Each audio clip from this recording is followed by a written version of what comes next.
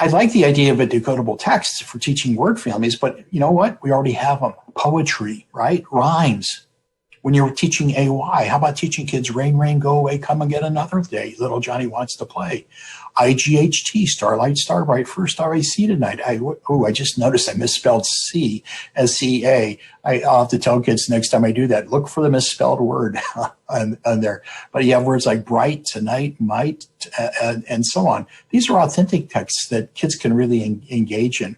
Later on, when we get into fluency, this is a perfect text for developing fluency as well.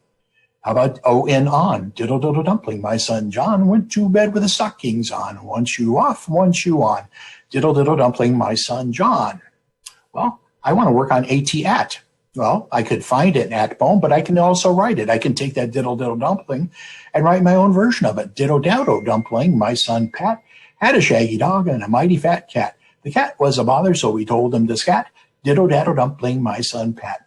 Not the best poem in the world, but kids love that sort of stuff here. In fact, let's make an in one. Let's take that decodable text I shared with you earlier and let's replace it with something like this.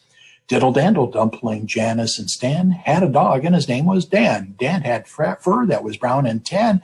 Diddle dandle dumpling, Jan and Stan. How about that? We got about 8 or 9 incidents of in words right there, not only in one syllable words, but multisyllabic words as well.